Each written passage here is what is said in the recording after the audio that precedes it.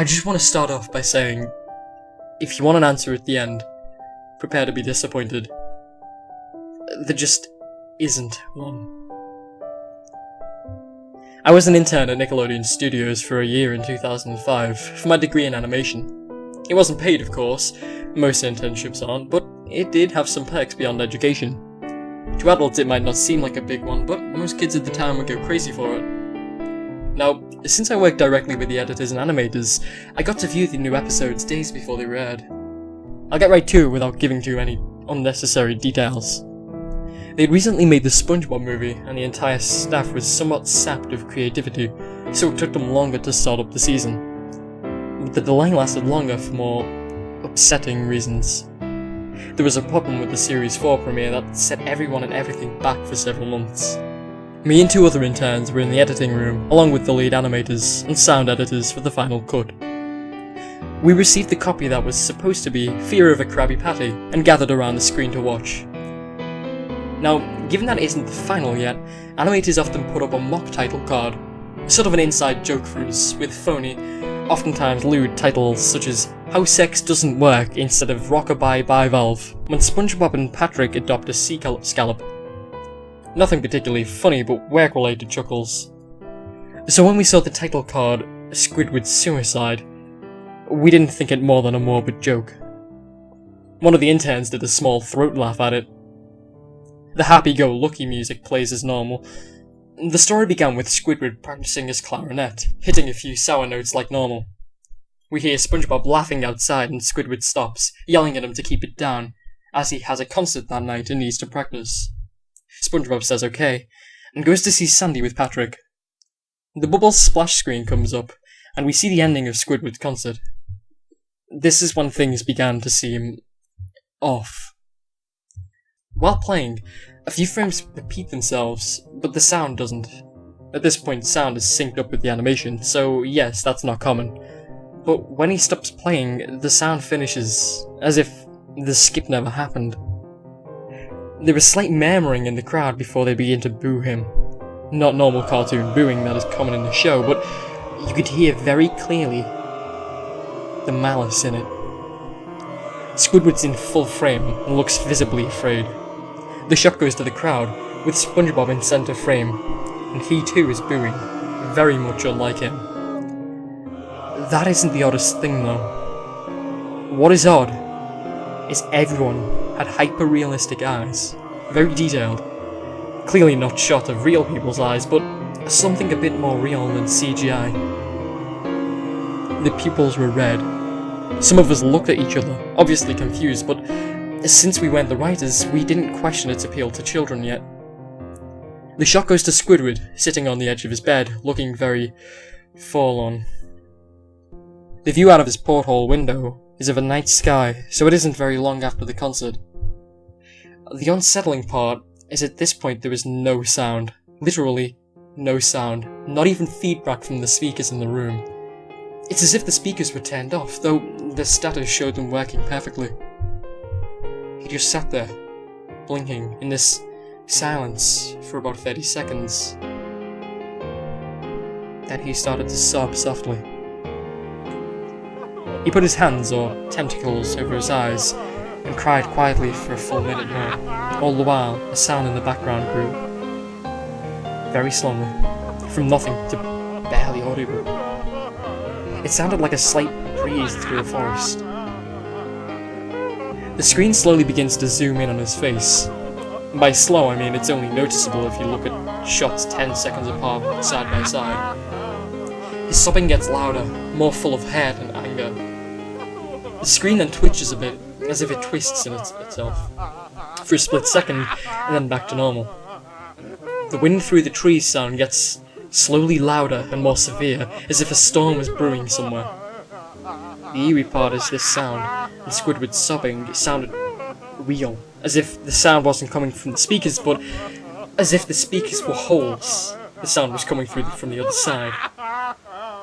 As good a sound as the studio likes to have, they don't purchase the equipment to be that good to produce sound of that quality.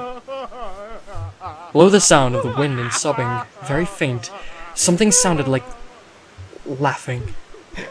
It came at odd intervals, and never lasted more than a second, so you had a hard time pinning it. We watched this twice, so pardon me if things sound too specific, but I've had time to think about them.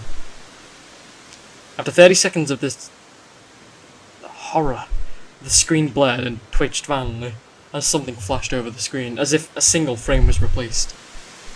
The lead animation editor paused and rewound the frame. What we saw was horrible. It was a still photo of a dead child. He couldn't have been more than 6. The face was mangled and bloodied, one eye dangling over his upturned face. Popped. He was naked down to his underwear, his stomach crudely cut open, and his entrails laying beside him.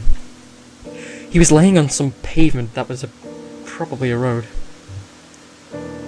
The most upsetting part was that there was a shadow of the photographer. There was no crime tape, no evidence tags or markers, and the angle was completely off for a shot designed to be evidence. It would seem the photographer was the person responsible for the child's death. We were, of course, mortified, but pressed on, hoping that it was just some sick joke. The screen flipped back to Squidward, still sobbing, louder than before, and half body in frame. There was now what appeared to be blood running down his face from his eyes. The blood was also done in a hyper-realistic style, looking as if you touched it, you'd get blood on your fingers. The wind sounded now as if it were that of a gale blowing through the forest. There were even snapping sounds of branches. The laughing, a deep baritone, lasting at longer intervals and coming more frequently. After about 20 seconds, the screen again twisted and showed a single frame photo. The editor was reluctant to go back. We all were, but he knew he had to.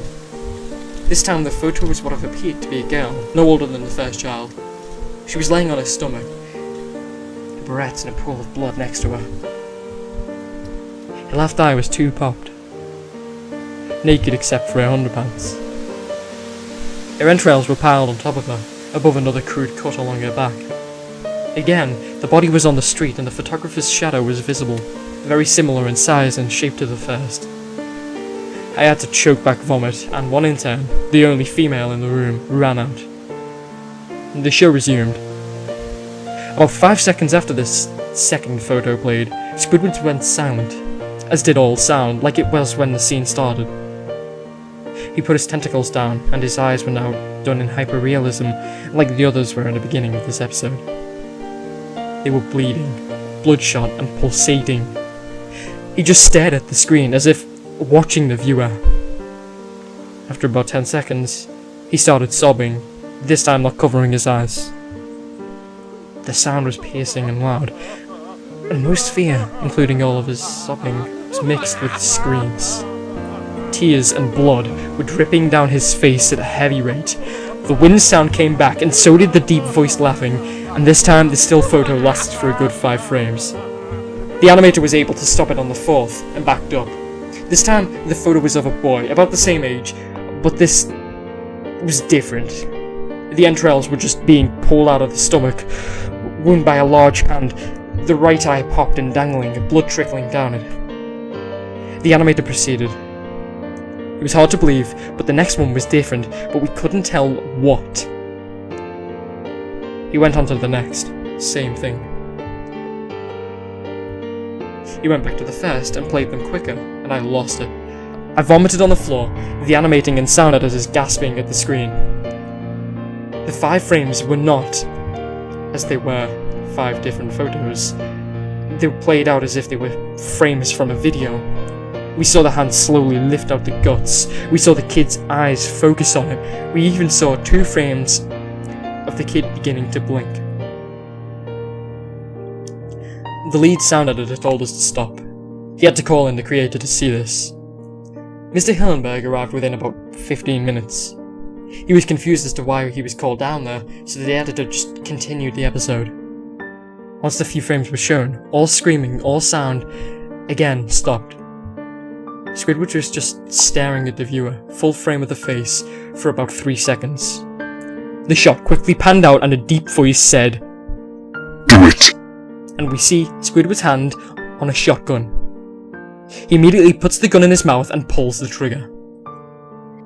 Realistic blood and brain matter splatters the wall behind him, and his bed, and he flies back with the force. The last 5 seconds of this episode show his body on the bed, on his side, one eye dangling on what's left of his head above the floor, staring blankly at it. Then the episode ends. Mr. Hillenberg is obviously angry at this. He demanded to know what the heck was going on. Most people left the room at this point, so it was just a handful of us to watch it again.